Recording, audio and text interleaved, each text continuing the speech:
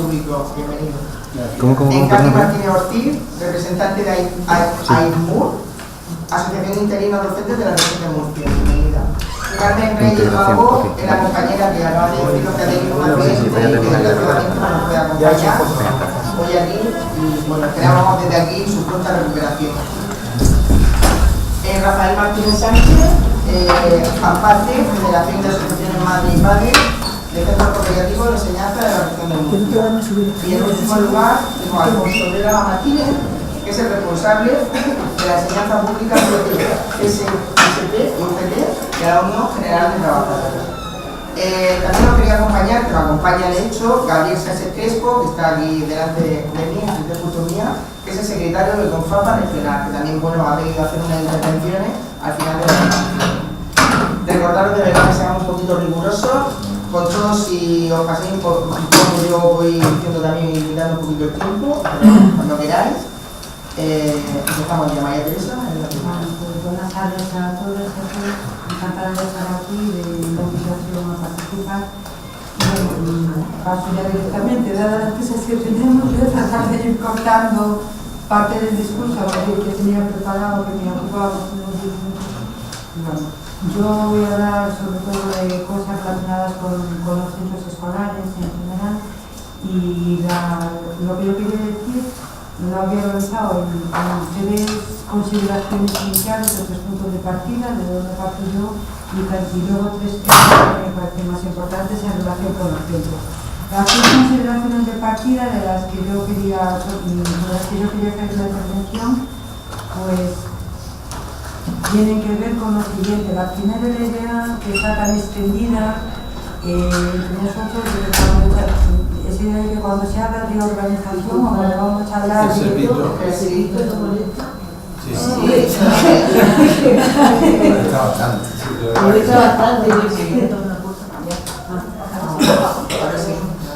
si estaba diciendo se tiene que se poner allí, Lucía. Ahora sí, ¿no? Sí.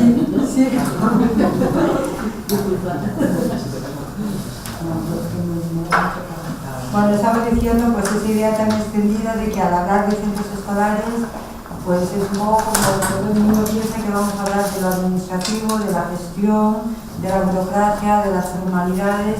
Se piensa un poco la organización escolar en ese sentido, y por otro lado se piensa pues en las aulas, en lo curricular y en lo que es la enseñanza. Lo organizativo, lo educativo siempre se ven como dos mundos separados, y yo creo que es un aspecto que tendré que cuestionar, porque no es así. Son aspectos que van entrelazados unos con los otros y que se necesitan los unos a los otros.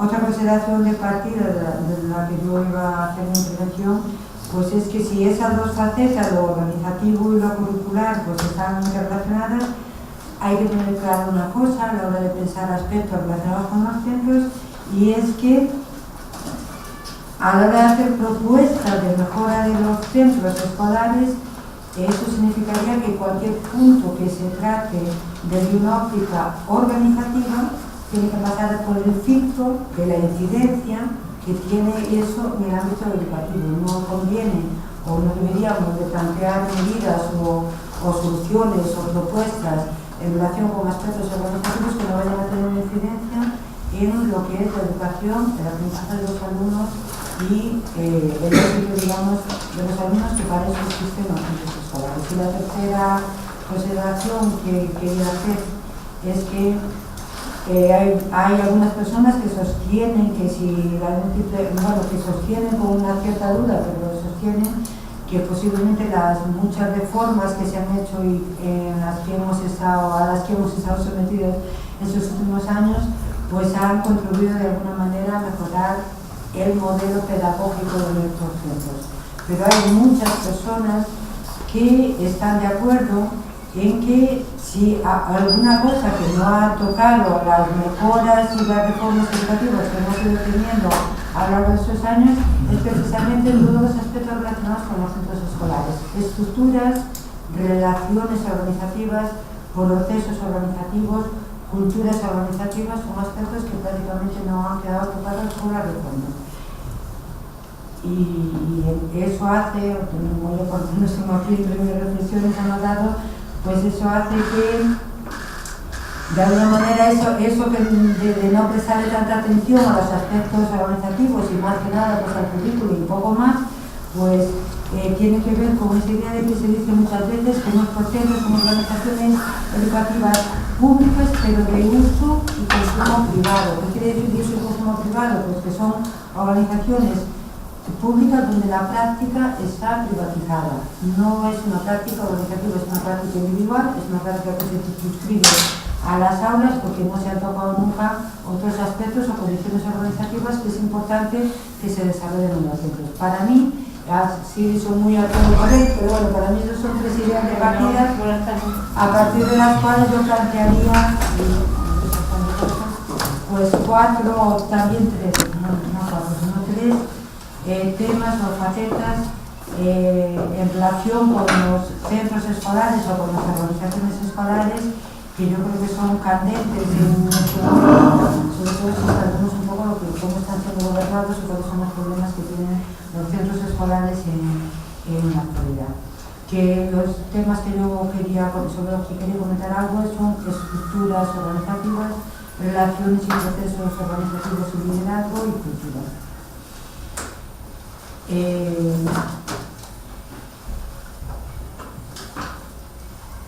Yo partía de la consideración de que para analizar estos temas de estructura, relaciones y procesos, etcétera, que acabo de señalar, pues hay que comprender esas facetas o para hacer propuestas en relación con esos temas hay que tratar de comprenderlos, hay que tratar de mejorarlos y hay que tratar de hacerlo desde una mirada sistémica y no reduccionista. Otro punto de vista muy importante, si hablamos de los centros escolares y de las organizaciones escolares, todo depende de todo. No podemos plantear una cosa porque así lo vamos a enseñar.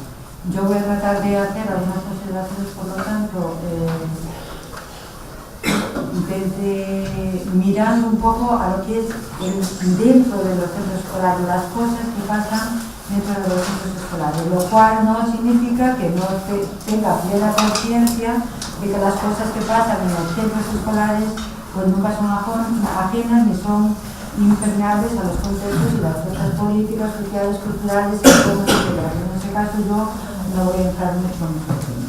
En relación con el primer tema que yo había comentado, el de las estructuras, yo cuando hablo aquí de estructuras o cuando yo me quería referir a estructuras estaba pensando sobre todo, y ahí meto dentro de esa palabra muchas cosas, pues de los aspectos arquitectónicos y espaciales del centro, los tiempos y los horarios, los agrupamientos de los alumnos, los planes formales que tienen que hacer los centros, toda la ordenación de órganos, funciones, etcétera, etcétera, es decir, todo el andamiaje que se monta alrededor del centro escolar y dentro del cual andamiaje hacemos cosas o que nos permite hacer unas cosas y no nos permite hacer otras.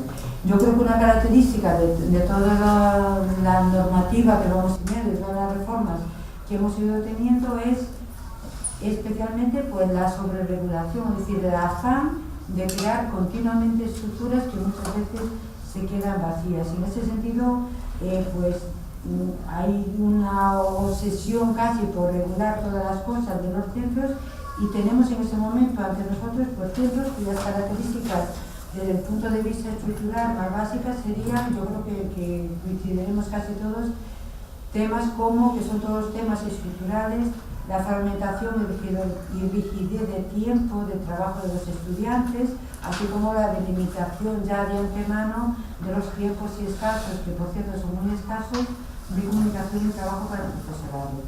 Tenemos una enorme compartimentalización del currículum que está a su vez potenciada por la compartimentalización de la dinámica de coordinación de los departamentos debido a la compartimentalización que hacemos en todo tipo de órganos, departamentos que se dividen por áreas curriculares y bueno, por esta serie de cosas que ya sabemos.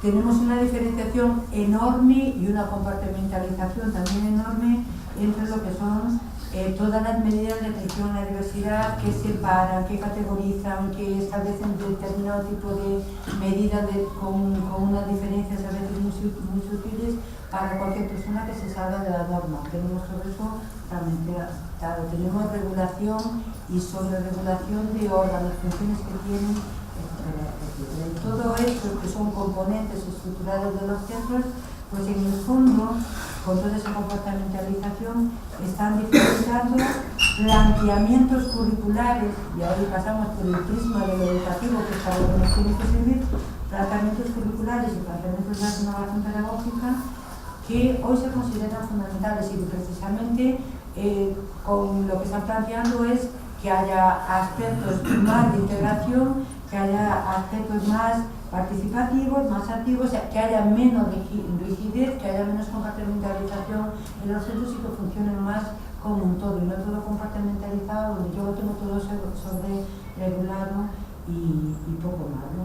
Y da la impresión de que estamos pues, en un sistema educativo que parece estar funcionando sobre la idea de que si vamos a hacer y regulamos las cosas, por el hecho de que estén reguladas y puestas en un papel y puestas en una normativa y sobre regulado y controlado todo, eso ya genera cambios en las aulas y en la manera de enseñar, que es al final el núcleo de la razón de ser de los centros escolares. Y eso no es así. Y lo sabemos todos porque el papel lo sostiene todo, por la práctica no lo sostiene todo, ¿no? Yo creo que eso es un tema que hay que tener en cuenta a la hora de reflexionar en ese sentido, pues sobre mejoras que queremos hacer en los centros y no caer un poco en esa misma cuestión de dejar caer sobre, es decir, de hacer descansar las mejoras de los centros sobre regulaciones y una vez y otra que vamos a los boletines y vamos a las páginas de la consejería y no hay más que regulaciones que se pierde uno pues, constantemente, ¿no? Yo creo que eso pues, en nuestro momento pues, había que repensarlo, lo cual no significa que no haya que pensar en cómo se cambian las estructuras que hay. Es decir, cómo cambiamos pues, el trabajo que tienen que hacer los profesores, los tiempos, los horarios, cómo flexibilizamos, etcétera, etcétera. Hay que comentar aquí cosas que no hay tiempo para ello. Otro aspecto que quería comentar es procesos y relaciones, como decía antes, y ahí quería comentar algo sobre los procesos que se desarrollan en organizaciones educativas, donde lo organizativo ya conecta un poco con lo pedagógico, y yo quería referirme aquí, es decir, donde hay dinámicas de trabajo que nos llevan a hacer determinado tipo de cosas, algunas cosas sobre el proyecto educativo, seguimiento del proyecto educativo, etc. En relación con el proyecto de los proyectos educativos y cómo podemos pensar en mejorarlos, yo creo que si se quiere revitalizar organizativa y pedagógicamente al centro, los proyectos educativos tienen que sustraerse a lo estructural, a lo que manda la administración, que es un auténtico corsé estructural y nada más, y tratar de conectarse con un verdadero proyecto pedagógico construido por la comunidad educativa, no solo por los equipos directivos, comprometido por todas las personas y los miembros de la escuela, y un proyecto educativo que no permite lugar, por así decirlo, a que bueno, yo no me implico, yo no lo sigo, a mí no me interesa, yo me descuelgo y el proyecto educativo está en un cajón y yo hago otra cosa diferente, y un proyecto educativo que responda a planteamientos más actuales, porque hay mucho conocimiento pedagógico en este momento, mucho conocimiento pedagógico de cosas que se pueden hacer en los centros, de actuaciones que son educativamente muy valiosas, que tienen que recogerse en el proyecto educativo, y para eso también generar, lógicamente, paralelamente, la formación correspondiente, que siempre es pues, también otro aspecto absolutamente importante. Hay que hacer dentro de esta dimensión del proyecto, desde mi punto de vista también, todo lo que es el seguimiento de lo que está ocurriendo con el proyecto educativo planteado en el centro, de tal manera que no solo sepamos qué es lo que hemos planificado, sino qué es lo que estamos haciendo de eso que teníamos previsto, de eso que hemos planificado, y con qué incidencia. ¿Qué incidencia está teniendo eso en el funcionamiento, en los aprendizajes de los alumnos, en nuestras dinámicas de enseñanza y en los tipos de aprendizaje que están teniendo los alumnos? Y poder hacer ese seguimiento significa recoger datos, significa hacer un seguimiento de lo que va pasando, hablar, analizar, valorar, conocerlo, hacerlo en sesiones específicamente destinadas para eso, de obligada asistencia de todos los profesores, y para eso hay que contemplar tiempos, hay que contemplar espacios, dentro de los horarios de trabajo de los profesores. Y eso es un elemento de mejora de los centros que hay que tomar en cuenta. Y también había aquí añadido algo sobre liderazgo, que es un tema también enorme, y lo que yo había notado un poco es que si se pretende contar con centros públicos que en sus estructuras, en sus procesos, en sus relaciones, en sus prácticas organizativas asuman la parte que le corresponde a los centros de profundizar la democracia y de garantizar igualdad de oportunidades y una buena educación para todo el alumnado, tiene que haber liderazgo, entendiendo que el liderazgo aquí, yo no estoy hablando de la gestión, estoy hablando del liderazgo. Tiene que haber un liderazgo que sea un liderazgo educativo y eso lo hay que potenciar, y el liderazgo no se puede confiar únicamente pues a vías reglamentistas y a vías formalizadas y que se pongan en un papel. Como decía, hablo de un liderazgo pedagógico que mueva y que empuje, que mueva, que empuje o que tire, a mí me da igual, empuja a tirar,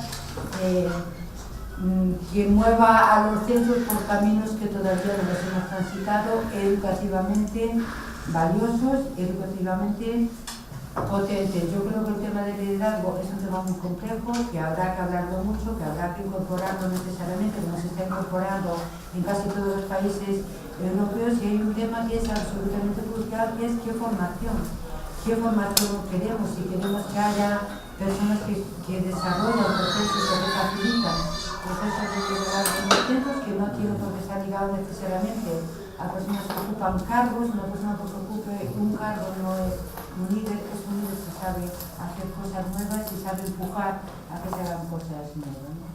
Hace falta reconocimiento del liderazgo, que lo tiene que ganar, que lo tendremos que apoyar de fuera, y hace falta condiciones para que podamos hablar, para que podamos discutir en los centros, para que podamos acordar y consensuar y para que podamos empujar entre todos, y eso son cosas que llevan tiempo y espacios de discusión y de diálogo que los hay que contemplar.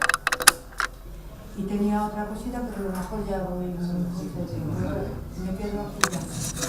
No, quería comentar algo sobre lo que es la cultura de los centros, que también hablamos siempre, y cuando yo hablo de la cultura organizativa de los centros, pues me refiero sobre todo al núcleo constitutivo de lo que somos, los valores que cultivamos en el centro, aquellos principios que justifican y que sustentan las prácticas que hacemos en los centros, porque los centros no hacemos las cosas porque sí, las hacemos porque pensamos y porque creemos y porque sostenemos determinado tipo de valores, sean de la naturaleza que sea, y un poco recordar pues, que también dentro de la consideración o de lo que se vaya pensando sobre cómo mejorar los centros, pues hay que tener idea, bueno, pues un poco en la misma línea que decía antes, pues que valores que ya se han repetido hoy a la mañana también mucho, como los de participación, democracia, equidad, igualdad, reconocimiento de la diversidad, tolerancia, inclusión, solidaridad, etcétera, no se pueden instalar por decreto, y quien esté gobernando sabe que eso no es así, no se instalan por decreto, no se van a definir, no van a definir a un centro solo porque estén escritos en un papel del centro que se puede llamar proyecto educativo. Los valores los hay que practicar, los hay que tener interiorizados, los hay que hablar, los hay que consensuar en los centros, y aquí volvemos a entrar un poco a lo de antes que decíamos, pues espacio, tiempos, liderazgo para hablar, para consensuar, para clarificar qué entendemos por un centro inclusivo. Lo tenemos claro, todas las personas, qué tipo de centro queremos ser, hacia qué centro queremos trabajar. Eso es una cuestión de tiempo, de trabajo y de liderazgo.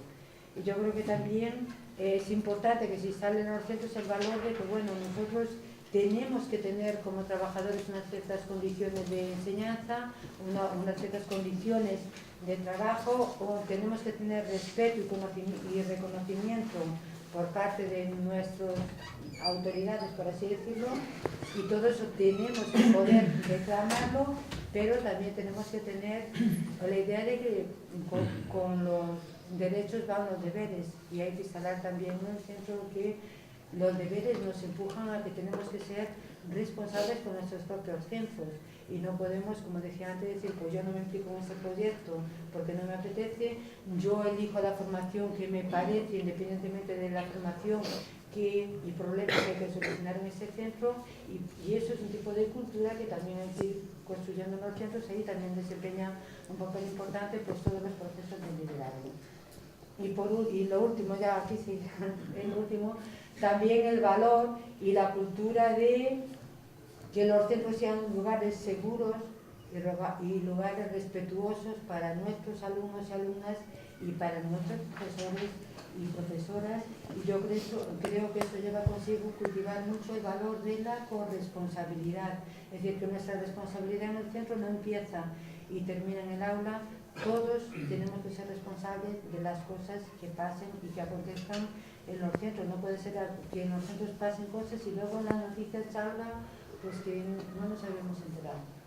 Es decir, no solo nuestro trabajo está en el aula, pues es cultivar un poco esa idea de que el centro somos todos y entre todos construimos centros, y esos son los centros que tienen fuerza, y sobre todo si tienen fuerza educativa. De 2.000 alumnos con 150 profesores muy difícil eso. Sí, bueno. Después la pregunta. Perdón. Anótatelo. Es que no me podía aguantar el tiempo. Anótatelo y ahora después lo Claro, yo no estoy diciendo, perdón, que tenga que ser las condiciones. Le estoy diciendo a los gobernantes qué cosas tienen que pensar para facilitar Eso. esas condiciones que permitan lo que llevamos de eso. Y es un poco por donde llevamos el discurso. No se lo digo a los profes, por supuesto. Yo soy madre, no soy... O a las madres, se lo digo a los que esté gobernando. O vaya Muy gobernando. bien. Muchísimas gracias, María Teresa. A continuación, Francisca López Gracia, presidenta de la FAPA Región de Murcia. Hola, bueno, pues yo teniendo en cuenta que solo tenemos 10 minutos y que voy a intentar ser igual de breve que esta mañana, me voy a centrar solo en un aspecto y solamente voy a hablar de participación. Si queremos que nuestras escuelas sean democráticas y que nuestros hijos sean unos ciudadanos democráticos y participativos, esta mañana alguien ha dicho que a participar solamente se aprende participando. Pero participar no es que te digan lo que tienes que hacer y que lo hagas. Participar es tomar parte de todo el proceso de toma de decisiones y responsabilizarme de la parte que me corresponde. Y eso estamos lejos de conseguirlo aún. Y en concreto voy a hablar de la participación de las familias. La participación de las familias es un derecho que nos reconoce la Constitución. Incluso viene recogido en varias normativas, en varias leyes y normativas. Pero la realidad, en la práctica diaria, es que se nos ningunea y ese derecho se nos escatima. No se nos deja participar en el centro en el sentido de esta participación democrática a la que yo me refería anteriormente. ¿Por qué no se nos deja? Pues quizás ahí está la clave. ¿Qué problemas tiene la participación de la familia? Yo voy a dibujar algunas cosas que se me ocurren, pero que seguro que se pueden completar, la lista puede ser aún mayor. Puede haber una parte en las familias de decana. Puede que algunas familias no tengan tiempo o sus condiciones personales y familiares no les permitan. Pero también hay una parte de que no se prepara en los centros educativos unos tiempos ni unos espacios en el que se pueda recibir a las familias. ¿Por qué pasa esto? Pues yo no lo sé. Quizá porque hablábamos de una cultura escolar que a lo mejor nos ha dirigido a este momento. Pero lo que está claro, lo que parece que no es discutible, porque no lo digo yo, ni lo dice la federación que yo represento, sino porque hay estudios que lo demuestran, es que la participación de la familia es imprescindible y además que favorece el éxito educativo. Además, todo el mundo nos reclama la participación de la familia. Esta mañana en la mesa he escuchado que las familias somos responsables de la cultura del esfuerzo de nuestros hijos y de... Ya, pero eso es muy difícil cuando desde el centro no se nos abre la puerta plenamente para poder colaborar, para poder aportar nuestros saberes, que unas veces son muchos y otras veces son pocos, dependerá de las familias. Tenemos que pensar que las familias somos todos, probablemente muchos profesores y profesionales de la educación son también familias. Y que tenemos una visión del alumnado que no tienen en la escuela, y es la visión que se ve dentro de la familia. Por otra parte, a las familias necesitamos formación. Yo recuerdo cuando fui la primera vez a un consejo escolar y empezaron a hablarme de PGA, de AT, yo decía, ¿esto qué es? Nadie, o sea, y además allí se habla con normalidad de esos términos y tú tienes que prepararte. Creo que es fundamental organizar una formación para las familias, pero no nos la tienen que organizar desde fuera, tenemos que organizarla las propias familias. y es fundamental una formación conjunta, profesorado y familia, porque hay muchos temas que no son ni exclusivos de la escuela ni exclusivos de la familia y que tenemos que trabajar de forma conjunta y unos con otros. Entonces, creo que faltan espacios en los que el profesorado y la familia nos formemos conjuntamente y para unar y coordinar esas dos visiones del alumno. Al final, somos dos instituciones, la escuela y la familia, que el objetivo, con referencia al alumno, tiene que ser el sacarlo para adelante, el que tenga éxito, lo que decía esta mañana. Nosotros queremos que todos tengan éxito, no queremos que ninguno pierda en esa carrera. Entonces, y bueno, no quiero dejarme así nada que... Yo creo que lo fundamental, lo he dicho, que habría que analizar de forma conjunta, pues eso, cuáles son las dificultades, porque todo el mundo reclama la educación, la participación de las familias, pero esta es muy difícil de llevar a cabo, tanto para las familias que quieren como para las que no quieren. Las que no quieren, bueno, lo tienen más fácil porque si no quieren directamente, pero incluso las que quieren encontramos verdaderas dificultades a la hora de participar, porque no queremos participar como floreros, queremos participar de verdad, queremos intervenir, queremos en la gestión de los centros, queremos mejorar la escuela de nuestros hijos, porque si no, no tiene sentido participar. Para ir a escucharme me pueden escribir una nota, yo la leo y es lo mismo. Lo interesante es esa colaboración, ese compartir que haga que la escuela tire para adelante y crezca. Y bueno, yo creo que con eso es suficiente. Muchísimas gracias. Sí, que soy muy breve. Raimundo de los Reyes, presidente de ADES Murcia y vicepresidente de FEDADI, Federación de Asociaciones de Directivos. Sí, buenas tardes. Yo, en primer lugar, agradecer la invitación porque, bueno, no es habitual que se cuente con los directivos. Yo creo que os podéis fijar Paqui se queja con toda la razón y yo ya se la doy de las escasas referencias que se han hecho a las familias, pero cuántas se han hecho en las intervenciones de esta mañana. Se acaba de hacer aquí una, me alegro, al liderazgo, pero al papel de los equipos directivos, no hablo de los directores.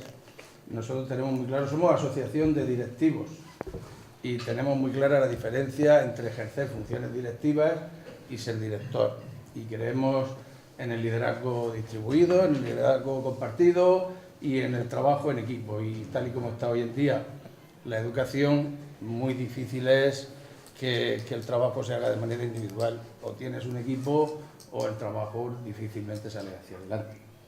En este sentido, yo ya lo puse en nosotros en la Junta Directiva de la asociación, hicimos algunas aportaciones a vuestro documento y esta fue una de las que señalamos, pero ojo, que no lo señalamos porque nosotros nos tengamos en muy buena consideración, aunque sí nos tengamos en buena consideración, sino porque los mismos informes a los que se alude cuando se dice que el profesorado es el factor, y es verdad, es el primer factor que determina la mejora en la calidad del servicio público educativo, en esos mismos dice que el segundo factor que determina la mejora de la calidad del servicio público educativo es el liderazgo, el ejercicio de las funciones directivas. En este sentido, yo voy a ampliar también un poco más la perspectiva, porque hablamos de centro, estamos siempre citando al centro, pero lo primero que nos tendría que preocupar seguramente sería el modelo. ¿Tenemos en este país realmente claro a qué modelo se ajusta nuestro sistema educativo público? Porque ese modelo es el que va a determinar las posibilidades de participación, de planificación, de organización. Estamos asistiendo, y yo creo que con cierta impavidez, a un deterioro de la educación pública como servicio esencial. Si seguimos así, en mi opinión, en no mucho tiempo vamos a quedar relegados a un papel básicamente asistencial. Vamos a ser Cáritas 3.0 educativo y creo que esto debe corregirse. No creo que debamos aceptar esta situación desde ningún punto de vista. Creo que hay algo que lo demuestra. Esta mañana decía Gabilondo, con mucha razón, que aparte de las palabras, si nosotros leemos las LONCE, podemos leer la LONCE, la introducción, es fantástico si lo podemos firmar, pero no los presupuestos. Hay una cosa que se llaman prioridades. El sistema educativo, la educación pública no es una prioridad. No tenemos modelo y no es una prioridad. Lo primero que tendríamos que hacer es definir ese modelo y consensuarlo, cosa que parece muy difícil. Yo soy de los pesimistas, de los que opinan que pacto no va a haber, que se va a acabar la legislatura y que ya según sean los resultados de las próximas elecciones veremos si hay pacto o no. De ese pacto derivaría la tan nombrada estabilidad, que a su vez debería traernos una transparencia en la gestión pública de la que carecemos en gran medida.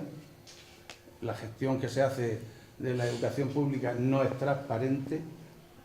Debería de profesionalizarse, debería de trabajarse en la línea de la profesionalización en 3 ejes, no en uno solo.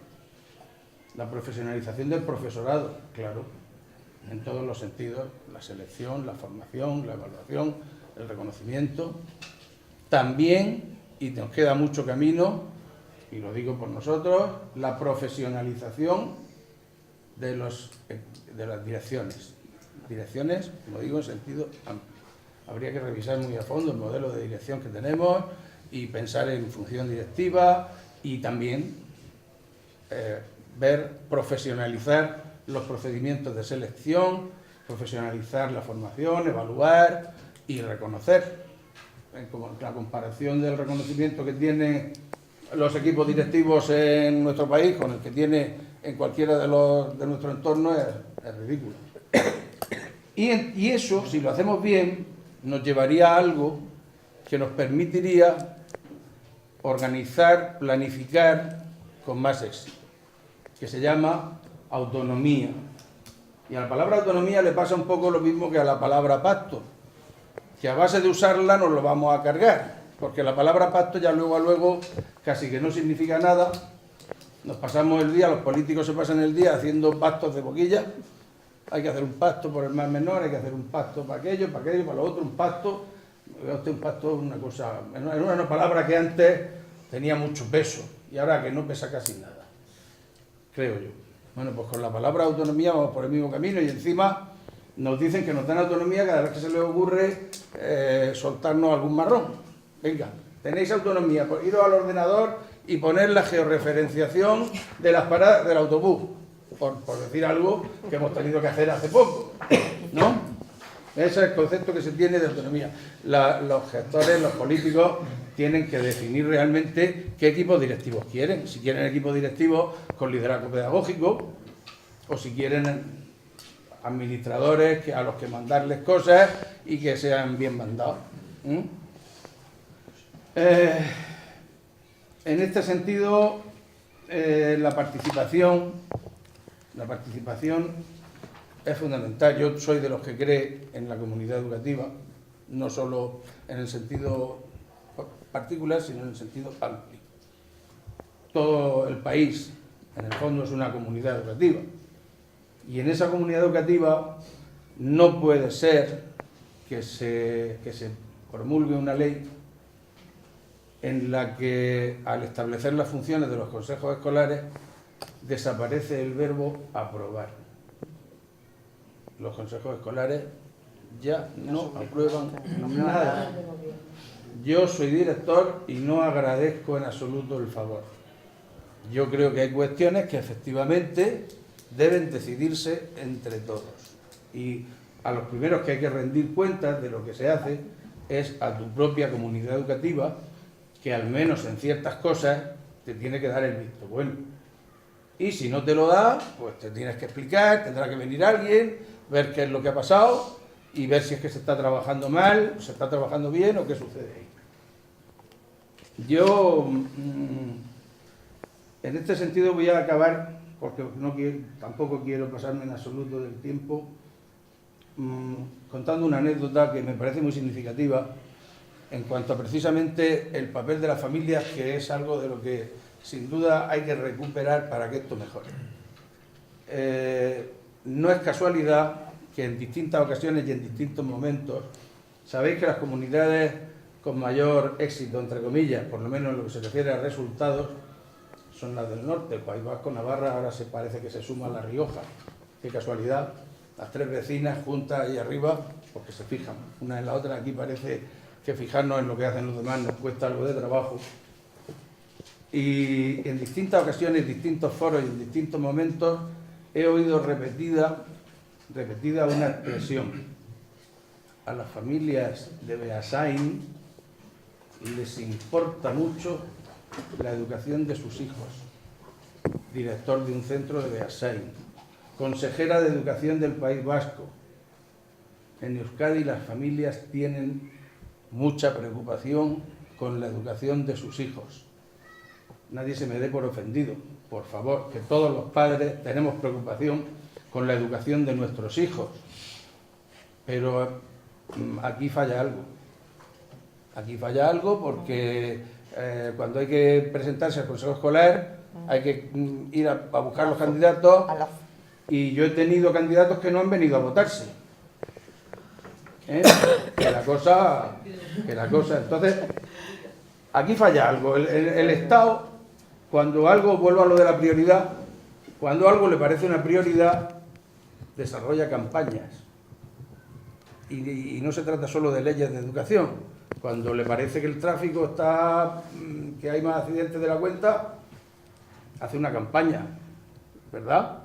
Si hay que reducir el consumo de tabaco porque es perjudicial, hacemos una campaña.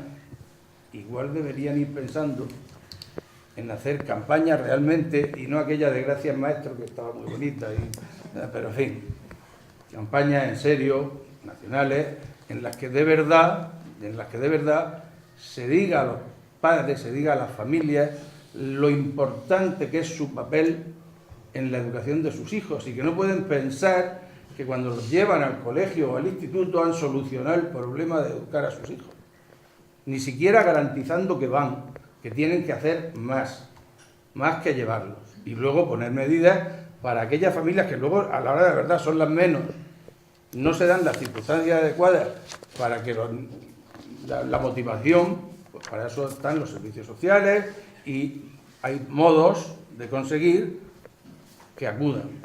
Pero lo que no puede ser es que en un centro con 1.600 alumnos, o ni en uno con 500, vayan a votar 22 familias, o si la presidenta del AMPA convoca una asamblea, asistan 30 madres, que suelen ser madres. Algún padre se despista y va, pero suelen ser madres. Bueno, hay muchas cosas que solucionar en el sistema público educativo. A mí la que más me preocupa es la de que realmente sea verdad que lo queremos considerar un eje esencial, vertebrador de la sociedad, y que no lo vamos a mandar a freír espárragos y lo vamos a convertir en eso, en algo subsidiario de una educación pública que en algunos momentos parece que es un negocio muy rentable. Gracias. Muchísimas gracias, Raimundo.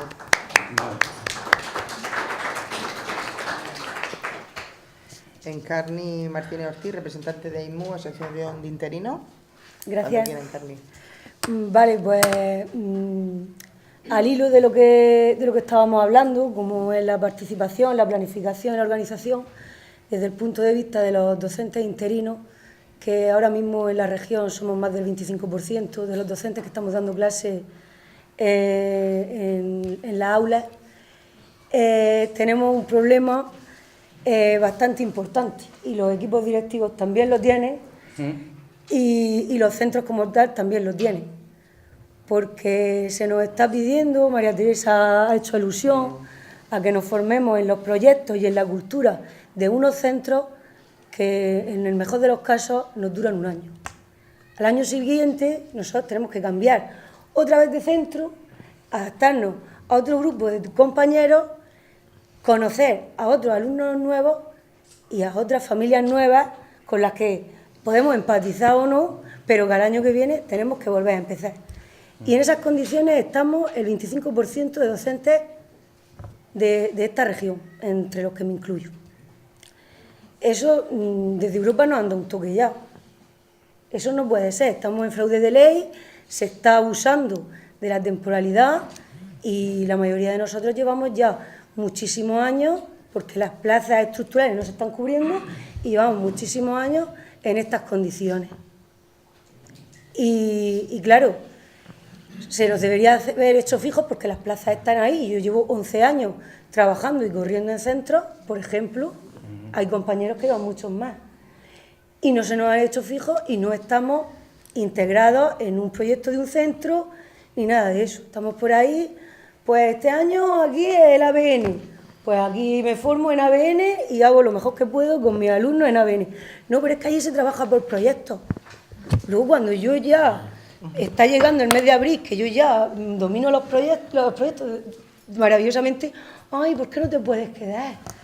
Pues no me puedo quedar, el año que viene, venga, este año es que me toca dar inglés. Y así vamos. Entonces, pues, es algo que los gobiernos tienen que tener en cuenta a la hora de poner en valor, pues, todo eso que hemos acumulado, todo ese bagaje, toda esa formación que nosotros tenemos y ponerlo al servicio de la educación pública, porque tenemos los recursos y no los estamos aprovechando, los tenemos en el camino, en Mazarrón, en el Algar, en el noroeste, haciendo kilómetros y sin poder formar parte de una vida de un centro escolar.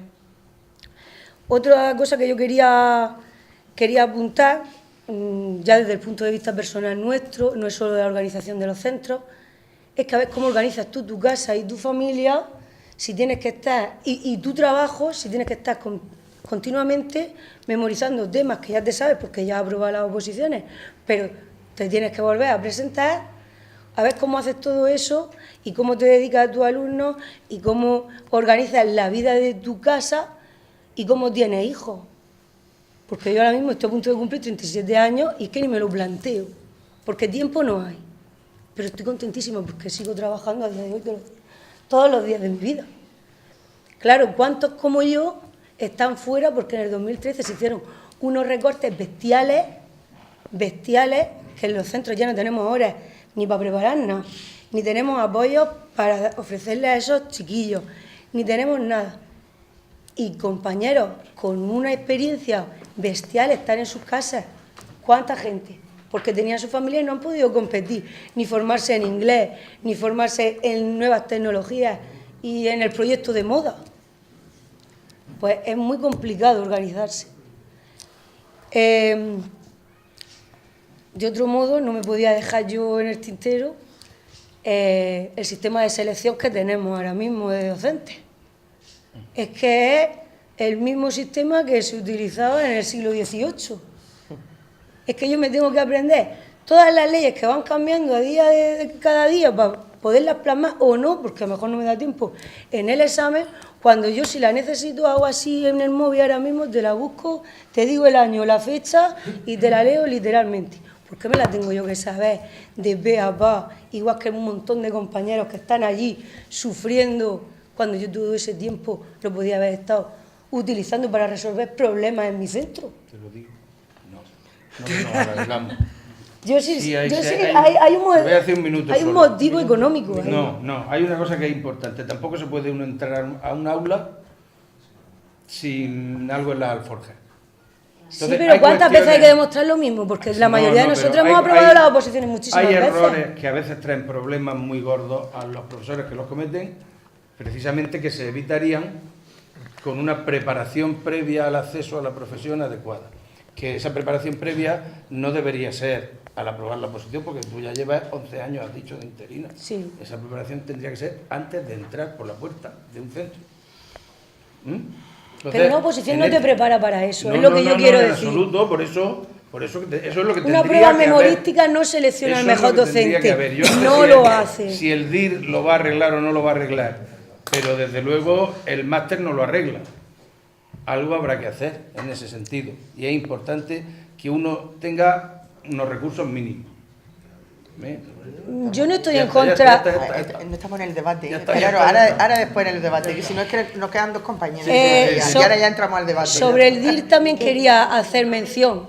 Por lo menos lanzar una pregunta para que nosotros reflexionemos. ¿El DIR va a servir realmente para formar mejor a los docentes que están en los centros o va a servir para echar a los interinos que ya tienen formación a la calle y cada 2 años tener maestros nuevos pagándoles 800 euros? Es que esa es mi pregunta y la lanzo ahí, porque de quien está viniendo no me fío yo un pelo. Ese es el problema. Y ahí lo dejo. Ahora seguimos en Cádiz, muy bien. Pero el micro bastaba, ¿eh? Ya, pero... Ahora A ver, después. A ver, Rafael Martínez Sánchez, FANPACE, Federación de Asociaciones de Madre y Padre de Centros Cooperativos de la Región de Murcia. Bueno, buenas tardes a todos. Lo bueno y lo malo de intervenir así en un lugar es que muchas de las ideas que están dichas y muchas de las otras son una obviedad, sobre todo cuando hablamos de la perspectiva de madres y padres. Bueno, yo quería recurrir a una frase que se ha dicho anteriormente, que la escuela es la segunda casa para nuestras hijas e hijos y la casa debe ser la segunda escuela para ellos. Creo que lo segundo casi todos los padres lo tenemos bastante claro. Y lo que queremos es conseguir lo primero, precisamente con la participación. Para no extenderme demasiado, como me he preparado unas palabras casi me voy a ceñir al texto que había preparado y así no piso el tiempo de los demás. Cuando hablamos de principios y fines educativos, me sugiere objetivos. En nuestra federación tenemos muchos objetivos, pero hay uno que lo tenemos absolutamente claro. Es el que nuestra aportación como madres y padres al sistema educativo debe ser contribuir a través de nuestras AMPA, juntamente con los centros, a la mejora del propio sistema educativo. Quizá podría parecer que somos ajenos a unas competencias que naturalmente no nos corresponden. Evidentemente somos conscientes del papel que debemos desempeñar. Nuestra pretensión no es otra que no es suplantar a nadie. El peso fundamental y la mayor responsabilidad debe recaer sobre el conjunto de docentes. Pero no queremos renunciar a aportar nuestro pequeño granito de arena para contribuir a un objetivo que a todos nos afecta y a todos nos interesa, como es la formación de los ciudadanos del futuro, es decir, de nuestras hijas e hijos. Si bajamos un poco el foco sobre nuestra federación, sí hay un denominador común a todas nuestras AMPAs, sería la libertad y la defensa del derecho a elegir. Decidir cuál de los modelos educativos disponibles es el que queremos para nuestras hijas e hijos. Un derecho que queremos sea mantenido en el contexto de convivencia, teniendo claro que se trata de una opción complementaria y no una solución de contingencia. Madres y padres somos todos. Queremos que nuestra opción por un modelo de centro en lo que a nosotros nos afecta, cooperativas de enseñanza, en nuestro caso, soportado con fondos públicos, debe ser considerado necesario en un futuro pacto educativo. No entenderíamos ese futuro en el que tantos miles de familias se vieran obligados a optar por un único modelo de educación. No nos corresponde a las madres y padres decidir dónde y con qué criterios está justificado el concepto educativo, pero creemos, porque lo estamos viviendo a diario, que esta realidad es en la que queremos ver crecer a nuestros hijos e hijas. Por tanto, queremos dejar claro que deseamos un pacto educativo que garantice la estabilidad, calidad y rigor de un sistema de educación a salvo de cambios políticos. Un instrumento que garantice la evolución hacia la excelencia de un puntal fundamental en el ser humano como es la educación. Queremos que ese pacto no olvide incluir a las familias, a todas las familias, también a las que defendemos una opción diferente porque padres y madres somos todos. Madres y padres, tan solo eso, ni docentes, aunque reconocemos su valor y apoyamos las medidas encaminadas a recuperar el prestigio de esta figura fundamental, ni políticos, esos actores necesarios en cuyas manos ponemos la capacidad de llegar a acuerdos y pactos. Solo madres y padres y nada menos. Responsables y preocupados que reclamamos nuestro protagonismo en la configuración de ese futuro pacto político. En definitiva, queremos, para concluir con el propósito y el título de esta mesa, participar, sentirnos parte de la organización para tener la ocasión de aportar en la planificación del sistema educativo. Nada más, muchas gracias. Muchas gracias. Alfonso Vera Martínez, responsable de Enseñanza Pública de FETE. Bueno, buenas tardes. Gracias al Partido Socialista por primero organizar esta charla tan importante y en segundo lugar por haberme invitado. Yo aprovecho lo que comenta el compañero Rafael para indicar que, bueno, ser el último conlleva que muchas cosas han quedado, pero otra cosa que es muy buena, y es que puede recuperar todo y dar la actitud del pertinente. Como sindicato, lógicamente, tanto la participación, la planificación como la planificación lo vamos a basar en el mundo laboral, que es lo que nos compete a nosotros, ¿no?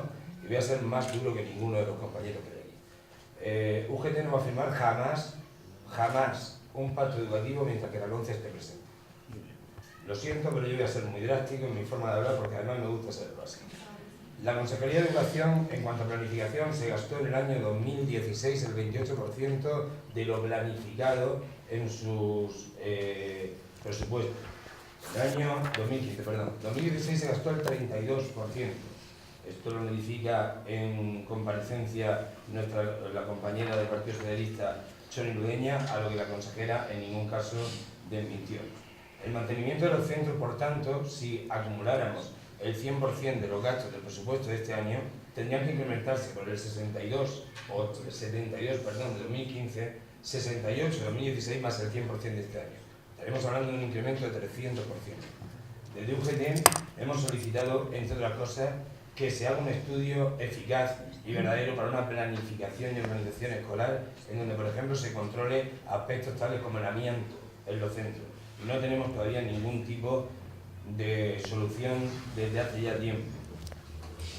Evidentemente, si a eso le sumamos que en esa organización y participación y planificación no ha existido ningún tipo de control en cuanto a instalaciones eléctricas obsoletas, en donde la prioridad a nivel político debe de existir fundamentada en educación y sanidad, y una educación y sanidad que está cada vez tendiendo más a una concertación de centros de los cuales nosotros no vamos a estar jamás de acuerdo, y ni mucho menos, perdona compañero, a que se estén creando cooperativas, porque ahora se está utilizando unos términos claros y es capacidad de elección, no, perdón.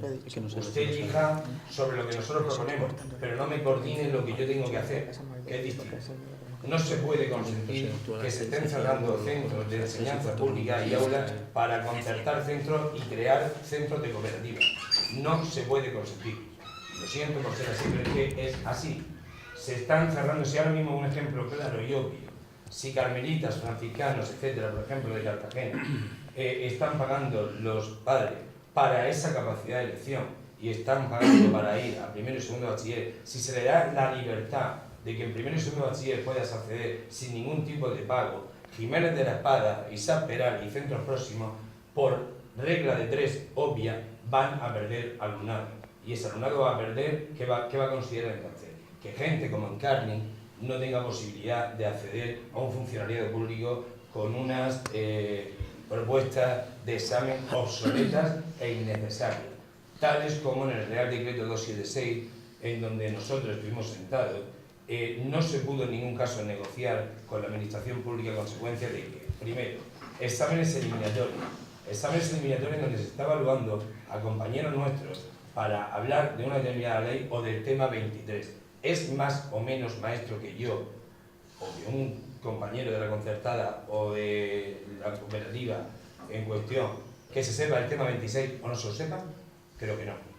Nosotros en la Consejería de Educación hemos propuesto un hecho fundamental, que es que primero se evalúe al docente con la programación didáctica y para demostrar su valía en cuanto a la organización y planificación y participación. Y no nos deja. Lo oportuno primero es que teóricamente ese alumno sepa o no sepa cuál es el tema 22. Cuando lo incoherente sería lo contrario. Pero ¿qué pasa? Que en esa participación, organización y planificación supondría que el primer examen lo pasaría más gente y entonces tendrían que tener más tiempo y se perdería más tiempo en julio, etc. Estamos hablando de una participación, organización y planificación de la consejería en donde sin hablar con nadie quieren los exámenes de secundaria pasarlos de septiembre a junio sin hablar con nadie, sin sentarse con nadie, como ha pasado exactamente igual con la LOMCE. No consiento ni voy a consentir sentarme con nadie mientras que esté una ley que has aprobado tú porque quieres tú, sin hablar con asociaciones de padres, sin hablar con sindicatos, sin hablar con nadie, porque recordemos todos que la anterior ley, con el ministro Gabilondo, fue aprobada LOE y fue aprobada con un consenso social, no con una imposición. Continúo. Si a eso le sumamos que en una organización en donde, como dicen Carmen, necesitan los docentes una serie de características, como por ejemplo la ayuda social. Las ayudas sociales en esta región llevan sin cobrarse del año 2016, sin cobrarse. Las itinerancias las están pagando los directores, creando ellos los IRPFs de los docentes cual bancario. O sea, tengo que sacarle yo el IRPF, que alguien me explique. Debe ser autonomía también. Ahora después. Ahora después. No creo que ningún director tenga que ejercer de ese tipo de función. Formación, están eliminando los CPR. No existe ningún tipo de formación. La formación es por internet, cuando uno se apunta, y punto y final. No hay más. La propia LOMCE dice que para ser director tienes que tener un curso obligado que tienes que tener de director a partir del año 2019. Pero como no hacen curso, pues resulta que, y además lo digo ya porque lo comunico, pero resulta que el año que viene se encuentran que van a haber muchas plazas de director libre y hay gente sin curso, pues entonces la pongo la elección en diciembre del 18. Y de esa manera se presenta el director que quiera sin curso. O sea, su propia ley merece la cara. Sí. Si hablamos también de organización y participación y planificación, pero señores miembros del Partido Popular, que una embarazada no cobre el verano porque está embarazada y no encuentra sus días lectivos, ¿pero qué me está hablando usted? Que un compañero o compañera que sea o que se ponga enfermo por cualquier característica en la concertada cobre y en la pública no. ¿Por qué? Que no seamos sustituidos cuando un compañero o compañera se casa 15 días y nuestros hijos estén sin ningún tipo de efecto porque va a estar 15 días. ¿Por qué? ¿Y por qué no fiscaliza usted la concertada? ¿Y por qué no fiscaliza la cooperativa? ¿Por qué no la fiscaliza? ¿Por qué no está pendiente de todo el conjunto de cobros que se hacen de horas extraescolares, de uniformes, de todo eso? Y lo digo públicamente, sí, que yo, es mi función encargarme de esto. Y perdona, compañero, ahora me rebatiré lo que quiera, pero es que quiero fiscalizar igual que un director de mis centros, que son todos los de la región de Murcia, como se equivoque en €1, ese director tiene que además, el cheque que está haciendo, por simplemente poner un ejemplo rápido, un compañero nuestro que ya pasa una prueba de diagnóstico de la que en muchos casos estamos en contra porque parece que es para potenciar que el centro está por encima de otro, se le paga la gasolina que a lo mejor son 3,2 €. Y tiene que hacer el cheque, el director del centro, llamar a esa persona cuando le han ingresado, que ha pasado 3 años, a lo mejor esa persona se ha ido a trabajar a Cuenca, y tiene que llamarlo para darle el cheque. Estamos hablando de planificación y organización. Estamos hablando de una participación. ¿De verdad los padres y madres consideramos que los centros de la región de Murcia son bilingües en el año 2019? ¿Qué estamos locos? Los profesores de esta región todos hablan y escriben perfectamente inglés y español. Porque que si eso es cierto, o yo estoy loco o no me entero. Pero realmente llamar a un centro bilingüe, a Carmelita, donde pongo de ejemplo a mi hermano que tiene el B2 y sabe lo mismo de inglés que yo, o sea, nada, sí que es cierto que aprobó un examen. Tiene el B2. Habrá gente del B2 que se va, por supuesto, pero por aprobar un examen no, sino porque a lo mejor ha tenido que tener la característica esencial de irse a no sé dónde, o estar en Irlanda y prepararse. Nos dan posibilidad de eso, al docente y participación en ese aspecto. No. Entonces deberíamos de fundamentar otras cosas, que todo esto va en consonancia de la posibilidad de crear un pacto educativo, que estoy de acuerdo con el compañero, que debería de ser eterno o susceptible de cambio, pero en estas condiciones es imposible que UGT, por ejemplo, pueda sentarse, porque esto es de propósito. ¿De propósito cómo? Hablemos de docentes. Aumento en la burocracia y tareas que tenemos. Aumento constante de la ratio. 25% de pérdida de retribuciones docentes. Nos suben un 1% del sueldo cuando el IPC ha subido un 3%. Y encima nos lo pagan tarde. Se mantienen los recortes en recursos humanos y materiales.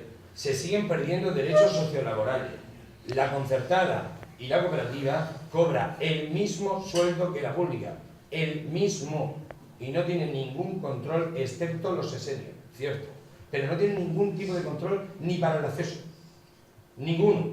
Tienes el título, tienes la posibilidad de pagar lo que corresponda para entrar en la cooperativa, entras. Es así, son socios. Concertada, tienes una serie de condiciones laborales que a mí me competen, entras. La pública, en carne y compañía, 10 años para entrar. Es secundaria, no es que no tienes la capacidad de solo aprobar el examen, es que el examen no sale. Es que estamos en una situación en la región de Murcia, en donde, por ejemplo, tecnología o matemáticas, en matemáticas se está tirando del SEF. No hay profesores de matemáticas. Entonces un alumno de primero y segundo de bachiller, en esto de planificación, cuando hablamos de esto, se está planificando la posibilidad de que ese profesor de matemáticas, que ahora cuando tiene una jornada laboral de 7 horas lectivas, y a lo mejor el chico es de San Javier y trabaja en Yecla, ese chico es capaz de decir, me dejo estas 7 horas porque me estoy jugando en la oposición y me estoy jugando en mi vida. Pero continúo. Solicitamos de forma urgente, urgentísima, 18 horas máximo para trabajar directamente, en consonancia con lo que dice Paqui, con los padres de la familia. Pero si no tenemos tiempo para ver una familia, es imposible. Se están incrementando las horas cada vez más y cada vez menos docentes. Sale el Partido Popular hace como un año y dice, recorte de interinos, nos vamos al 8%. Notición. Y todo el mundo que no entiende de esto, evidentemente dice, madre mía, 3.000 plazas para profesores. A lo que hay que rebatir lo siguiente. ¿Cuántas plazas se han perdido de docentes desde el 2012 aquí? En Murcia, 3.000. ¿Cuántas plazas sacas? 3.000. No, saca usted 6.000. Las 3.000 que hemos perdido y las 3.000 para alcanzar el 8% de docentes que se necesita. En el año 2018, 2019-2020, primero y segundo de bachiller de la concertada, quien lo solicite, la formación básica de FP, va a ser gratuita para ellos. Y eso va a quitar a gente, claro. ¿A quién va a quitar? A interino. ¿Bajamos la cuota de interino así? Claro. Claro que la bajamos, si vamos cerrando, la bajamos. ¿Por qué no un derecho propio de la concertada o de las cooperativas sería el coger a esos interinos que están fuera? ¿Por qué? Porque tengo el derecho a elegir. No, no. Usted tiene el derecho a elegir siempre y cuando la pública esté donde tiene que estar, que es en el mayor alto nivel. Todos los países que tenemos de referente en el informe PISA no funcionan con concertadas ni con cooperativas, funcionan con enseñanza pública. O sea que ese es el informe que tenemos. Recientemente ayer salió el informe de universidades. Murcia estaba en el grado máximo de abandono escolar y catalogadas como las peores universidades de España, cosa que estoy en contra, porque no sé el informe dónde ha salido, pero hombre, por lógica, oiga usted, señores del Partido Popular, si usted pone la UCAM, si usted pone ISEM, si usted pone Universidad de Murcia, ¿cuántos maestros y maestras salen al cabo del año? ¿1.000? ¿6.000? ¿Dónde van esos profesores y esos maestros? ¿Dónde van? ¿A crear cooperativas? ¿A la concertada? ¿Y cerramos la pública? Porque no hay plaza. Es imposible. Entonces, la planificación, organización y participación, en mi caso, como miembro de UGT, se basa básicamente en dos aspectos fundamentales. Primero, la pública ante todo en sanidad y en este caso en educación, ante todo. Y en segunda instancia, tengo clarísimo que la concertación fue creada en 1985 por el Partido Socialista para quitar, para plasmar que en determinados lugares no se podía llevar la educación. De ahí a lo que está ocurriendo estos días hay un mundo. Y por tanto, derogación del 11 urgente, nos sentamos todas las partes e intentemos llegar a un acuerdo común que nos conduzca a que la participación, organización y planificación sea beneficiosa sobre todo para el conjunto de la sociedad y para nuestros hijos. Gracias. Muchas gracias. Muchas gracias, Alfonso. Os recuerdo que la organización ha venido hace un minutillo para decirme que sobre las 6:15, como mucho 6:20, bueno, tendremos que ir al plenario a la clausura. Pero bueno, tenemos un ratito todavía para las posibles... Bueno, eso no, tenemos un poco más, pero bueno. El compañero Gabriel, ¿quieres decir algo? Gabriel sí, Crespo, que es de Confapa, que me ha pedido antes de la palabra. Al último te voy a apuntar sobre la marcha. Un segundico. La palabra ahora mismo que se piden, por favor. Bueno, ahora cuando me vais diciendo el nombre. Por ejemplo, Ginés. Gabriel, Ginés. Chano. ¿Alguien más? Sí. Gloria. ¿Alguien más en un primer turno? Y luego si es necesario, ¿vale? ¿Alguno de la mesa, que estamos por aquí un poquillo liados? ¿Queréis? Bueno, según lo que... Vale, perfecto. Gabriel, tienes la palabra. Sí. Buenas tardes, soy Gabriel, secretario de Confapa, y bueno, quería estar escuchando a los compañeros y quería hacer algunas reflexiones. Efectivamente coincido contigo, creo que lo que se ha dicho en esta jornada, que necesitaríamos una ley de educación. No se oye. Sí, que digo que se ha coincidido en la jornada de hoy cuando hemos escuchado a los ponentes, que han intervenido, que se necesitaría una nueva ley de educación, una ley de educación consensuada. Esto bastaría con que nuestros responsables políticos hicieran un pequeño esfuerzo, se olvidaran de su ideología, con la educación por el sistema. Y pongo, por ejemplo, si en el año 78 se fue capaz de aprobar una constitución, tan complicada en el siglo XXI aprobar una ley de educación, queda ahí eso, para los responsables políticos. Luego, lo que sí me voy a centrar va a ser, lógicamente, en la representatividad que son los padres. Se ha dicho en esta mesa un poco pues, la poca participación, escasa ayuda, pero yo creo que deberíamos de ir un poco más allá, es decir, ¿por qué se produce esto? ¿Vale? Pues entre otras cosas yo pienso, llevo 16 años en esto, que bueno, que una de las cuestiones que nosotros hemos venido notando es que la participación es nula, pero es que las tomas de decisiones igualmente así lo son. Es decir, si hay un órgano en el centro educativo que se llama Consejo Escolar, que es donde se supone que se toman esas decisiones, y me estás quitando la potestad de poder participar en él, pues a partir de ahí, punto suspensivo. Una. Dos. Conciliación de la vida familiar y laboral, importante. Se habla mucho de la conciliación de la vida laboral, pero realmente no se lleva a la práctica. Las campañas también, como cualquier otra, pero las campañas sin un contenido, bueno, son palabras. Yo añadiría otro punto, si se puede tener en cuenta, y es que, ¿por qué no? He visto por ahí la información que habéis dado, habéis pasado, el tema de retribuir hacia las opciones de padres, a sus componentes, y ¿por qué no? Sabemos los que estamos aquí que es vocacional 100%, las horas que se dedican.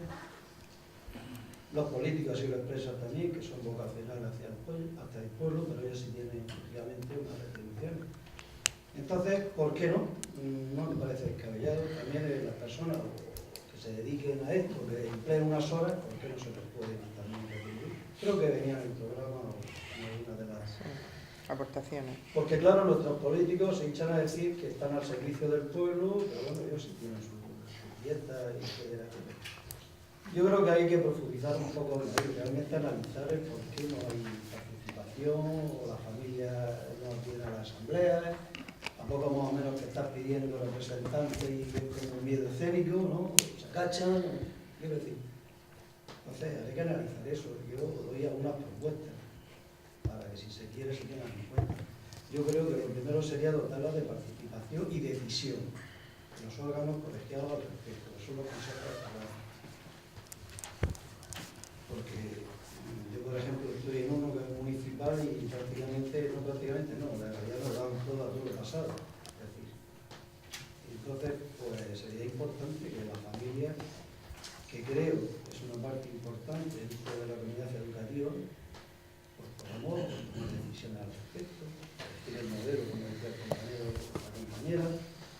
En definitiva, hay que profundizar ahí un poco por qué se produce esta escasa o la participación. No basta con decir que la información, sí, la información es buena también, pero vamos a ver por qué está fallando esto. Vamos a verlo, vamos a analizar por qué. Igual que se analizan otras cuestiones.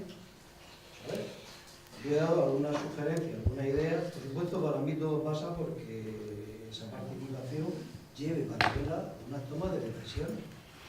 Eso es fundamental.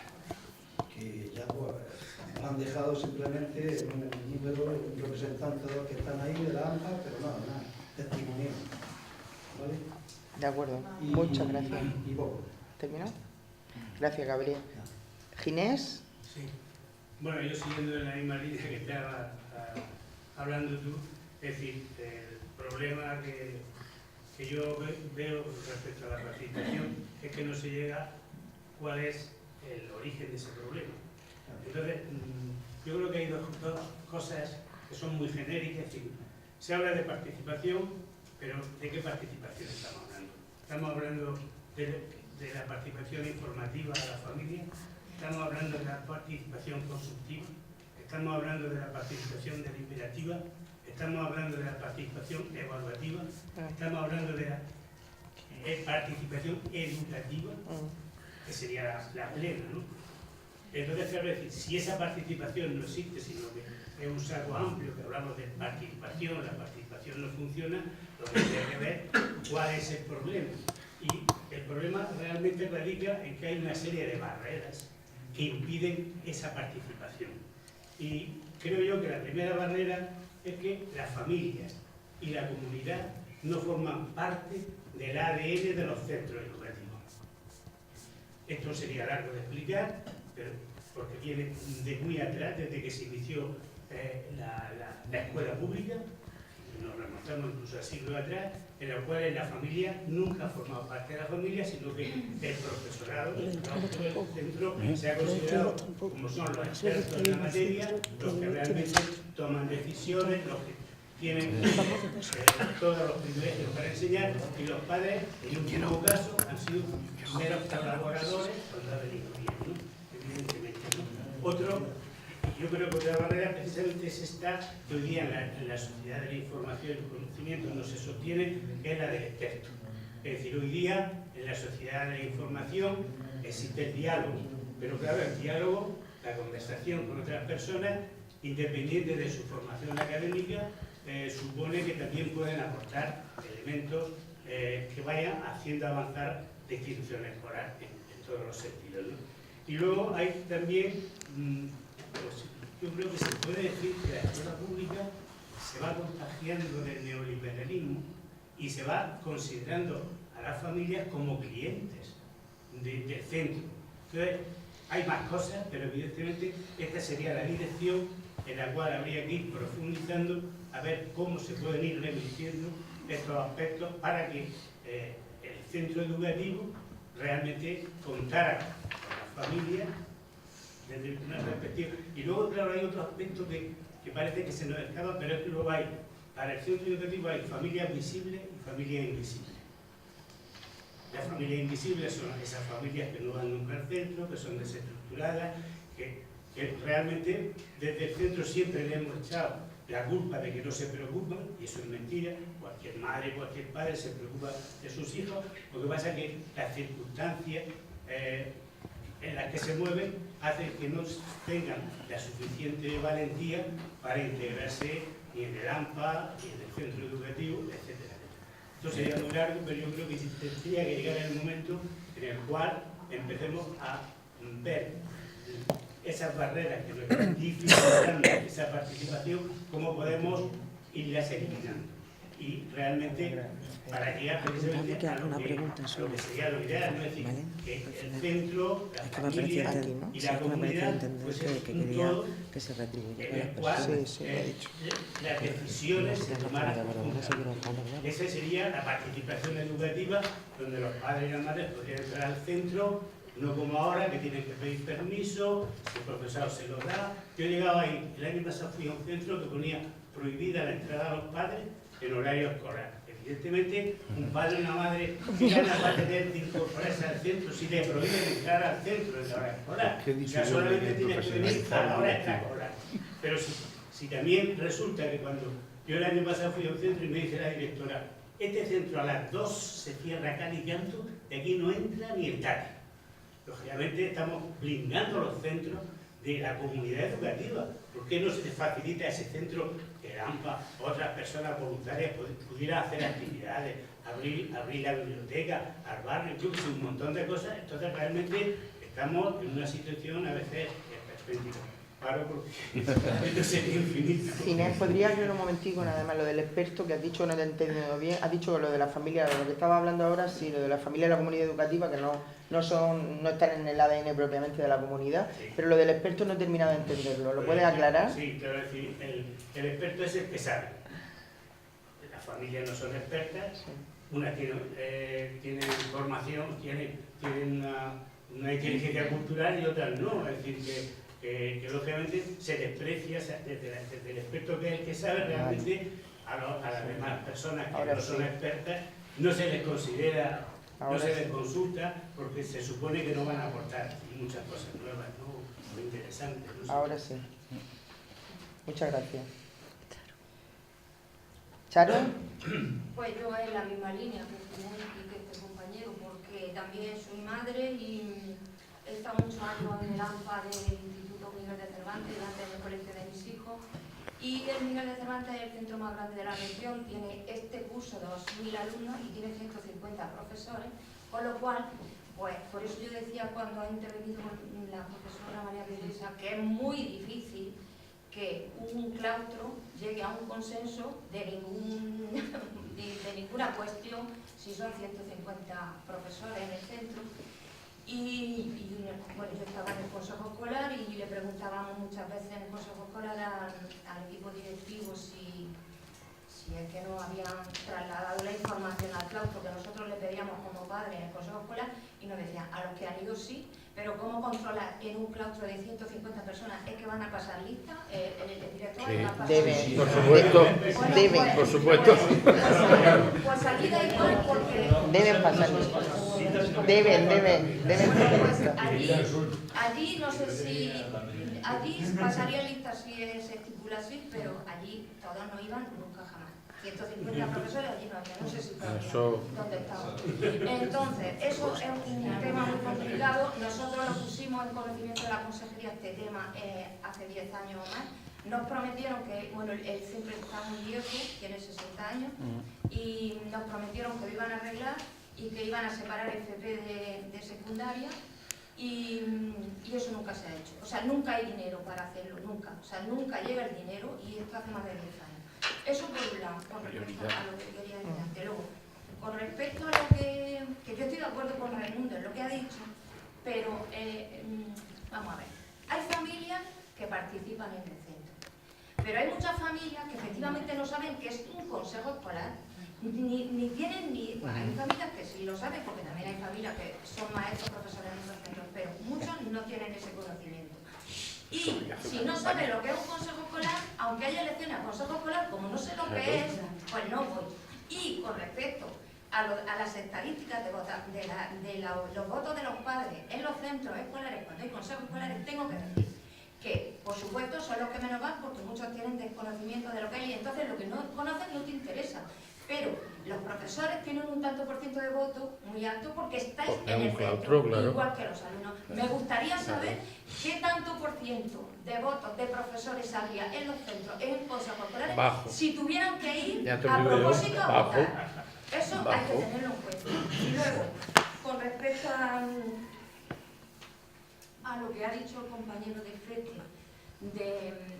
yo estoy totalmente de acuerdo que, bueno, el que se derogue la luz, por supuesto, pero con respecto a los colegios concertados, me parece muy bien que haya cooperativas y que haya privadas, pero si se conciertan, si se le va a dar dinero público a esos centros, a mí que hayan privados me da igual que se los pague la gente, pero si se le va a dar el dinero público a esos centros, los profesores que entren a trabajar esos centros Yo no digo ya de aquí para atrás, porque ya estarán los que estén y tendrán sus contratos fijos, pero los que entren de ahora en adelante a trabajar en esos centros tendrán que ser los que hacen oposiciones y los que son interinos.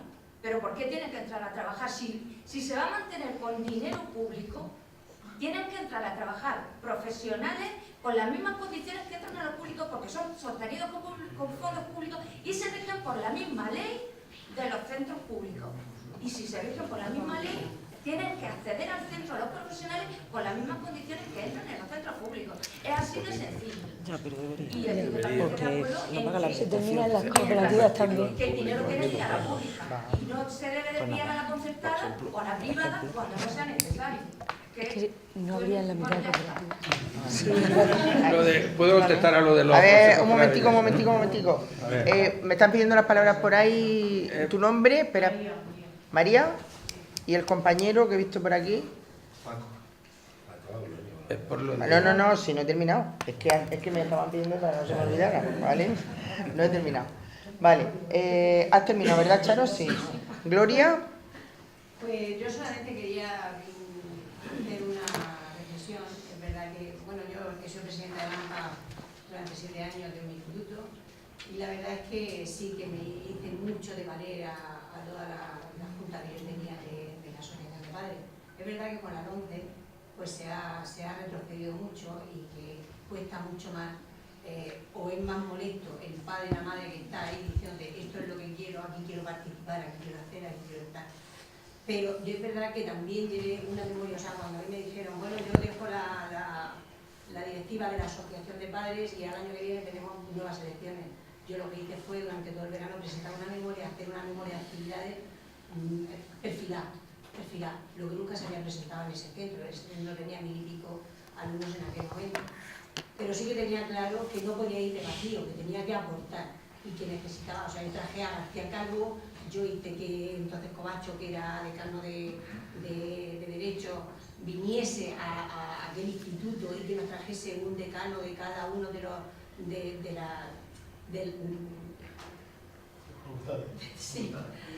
de las facultades para que les explicase a aquellos alumnos que se integraban a la universidad qué futuro era, o sea, qué es lo que ellos iban a ver dentro de la universidad. A partir de ese año, la universidad empezó a hacer jornadas de puertas abiertas a todos los padres y alumnos para que visitasen la universidad y viesen cuál era, qué vida era aquella.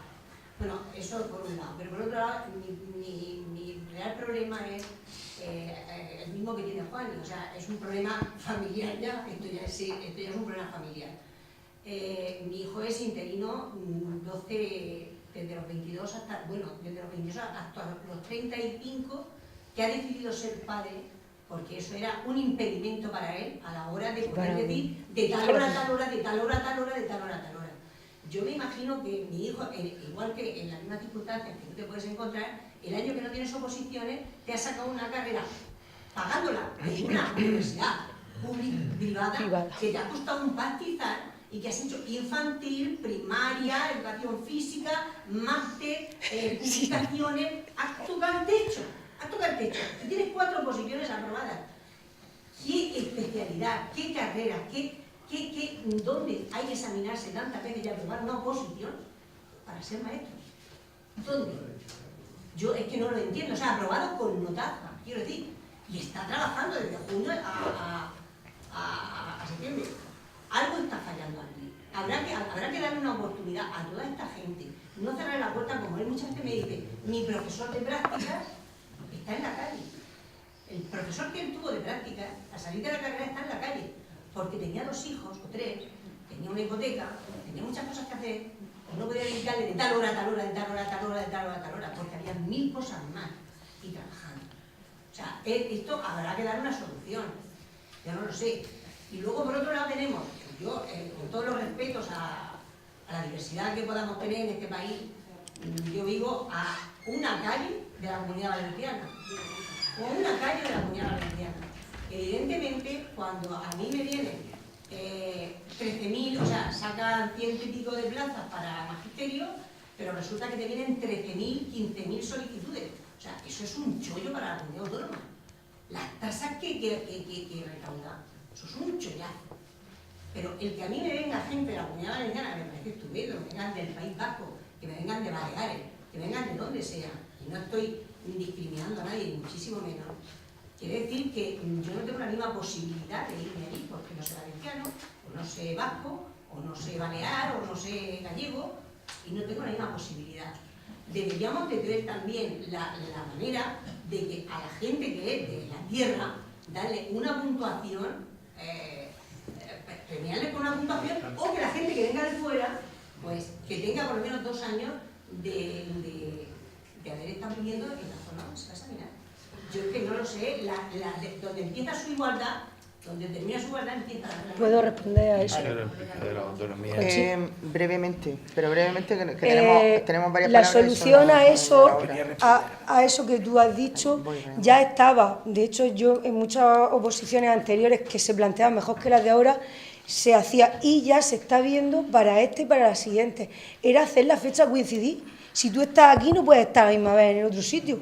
Tú tienes que preferir siempre tu comunidad. Pero tú sabes que al final nunca pasa eso. Sí, este año que viene ya sí se va a hacer. Pero vamos. Ya llevamos unas cuantas. Raimundo quería brevemente. Brevemente. Sí, va. No, como han dicho que... Sí, pero es que me ha dicho que quiere otra vez... Sí. Muy brevemente. Vamos, prometo, si soy rápida... Mirad, lo que yo creo que tenemos que ver, algunos somos ya veteranos, y la primera vez que en mi centro, que yo era director, hace 25 años, que hubo elecciones al Consejo Escolar, participaron, me acuerdo perfectamente, 140 y tantos padres, y uno de los candidatos estaba en la puerta, recibiendo a los padres que venían a votar. Vótame, quiero tal. Lo que tenemos que ver en este país es que se nos ha ido perdiendo por el camino en estos años en que hemos pasado de esa ilusión con los centros educativos, como con tantas otras cosas, a llegar a esto. Y ver cómo se recupera, y eso es a lo que yo me refería. Es una campaña que evidentemente no va a hacer el gobierno que ahora tenemos, pero que para recuperar eso no va a ser fácil. Y tiene que haber detrás políticas, porque no es un problema de centros, es un problema de todos, creo yo. ¿Vale? Paqui soy yo. Brevemente, Paqui. Solamente quería hacerle una pregunta al compañero de Confapa, que me ha parecido entenderle, que pedía que se le retribuya a las personas que trabajamos en la AMPA. ¿Ha sido eso lo que te he entendido?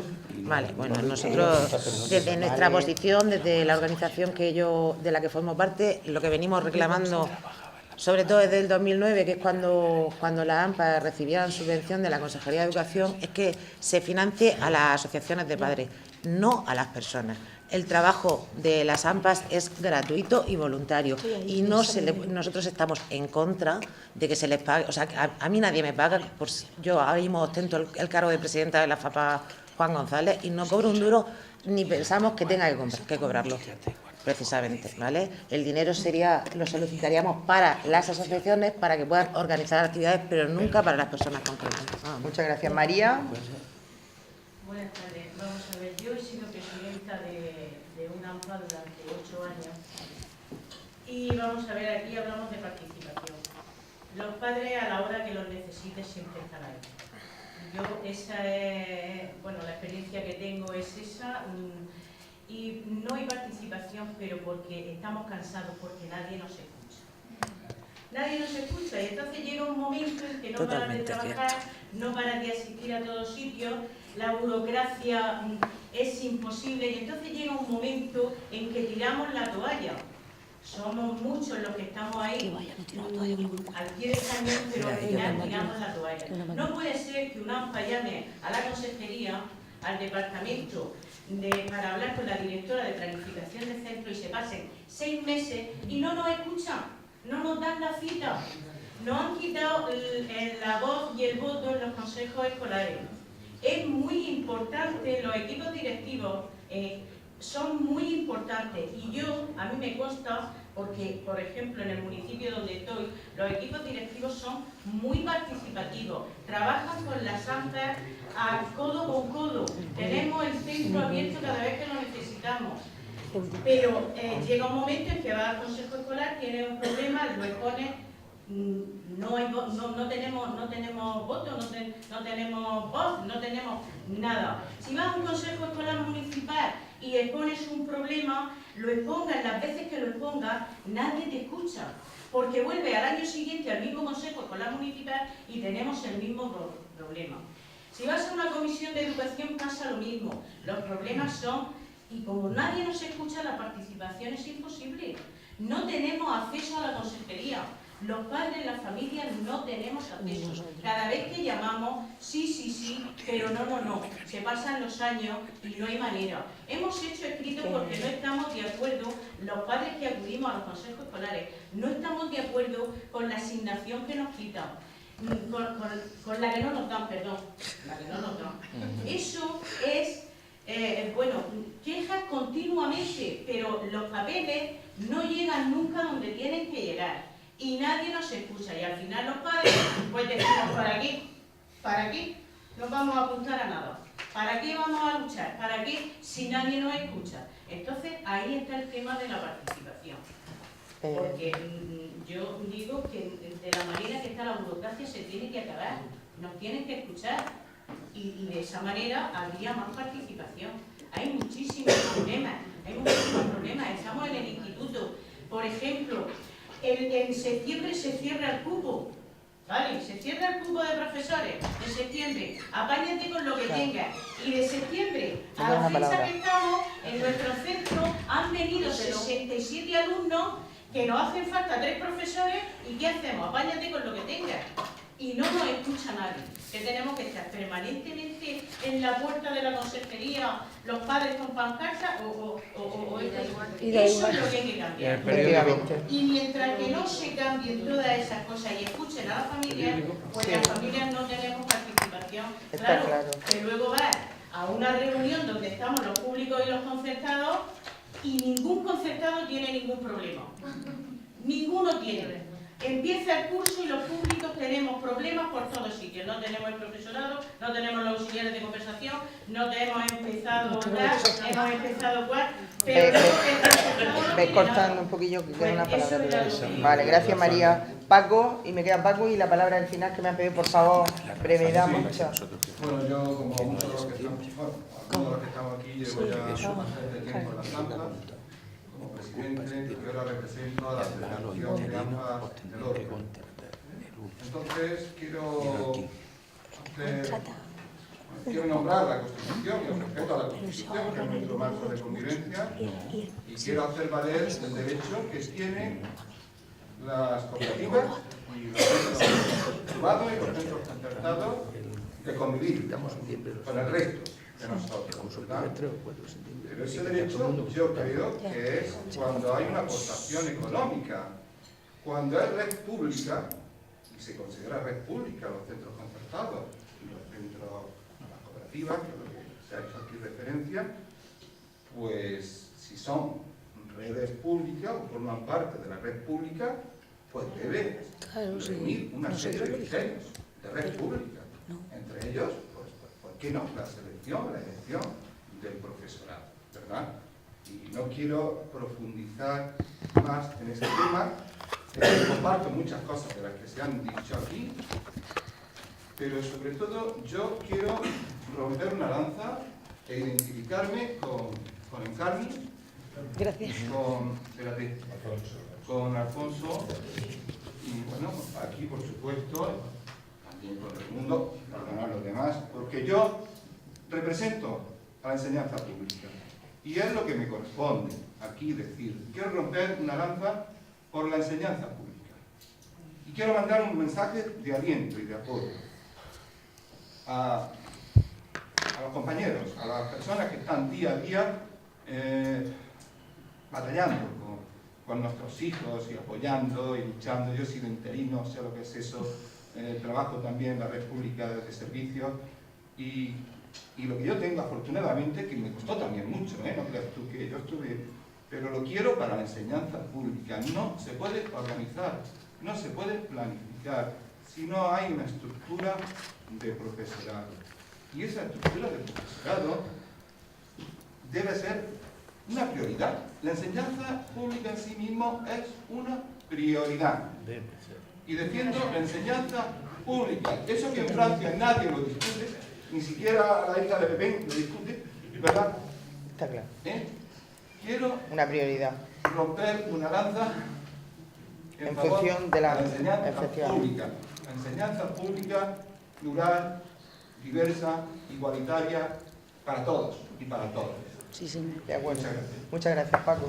Y por último, el compañero Juan Diego. Juan Diego.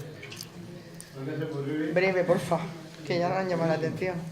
Solo decir que para educar es cambiar, hay que tener claro, también la idea, y para cambiar, si hemos visto las jornadas del PSOE, tenemos que promover que se cambie la normativa que rige la educación actualmente para que favorezca esa participación y que favorezca ese cambio. Pero ese cambio se tiene que dar también entre los docentes que nos formemos para cambiar personalmente. Entonces yo hago por ese doble cambio de la legislación y del propio docente a través de la formación. Muy bien, muchísimas gracias. Muchísimas gracias a todos, de verdad, perdonad por el acelereo que llevamos de tarde, pero ha sido súper interesante. Recogeremos todas las conclusiones y os las haremos llegar, ¿vale? Muchas gracias. Esto ha sido... Si gratis no tiene grado de exigencia que tiene hacia vosotros. Si creía que no terminábamos. Tendré que estar limpiándole los platos todos los días a la casa de los Solidaria de la Villa.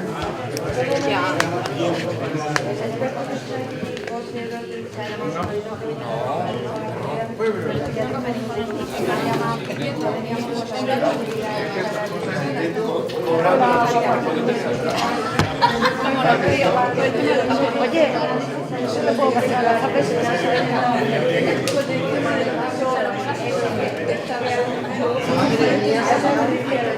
en la moto, es que yo no me quedé porque llegaron ese año, ¿sabes tú que tardaron un año?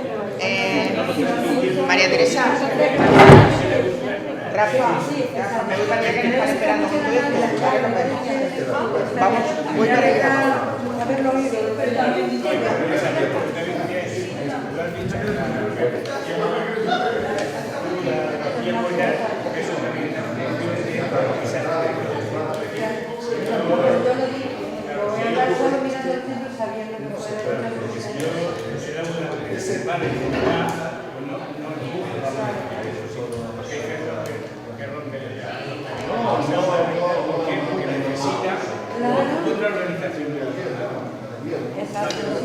Exacto, a eso todo me refería. No hay tiempo para cosas, porque son muy específicas, pero bueno. Hola. Buenas tardes. Pero bueno, muy bien.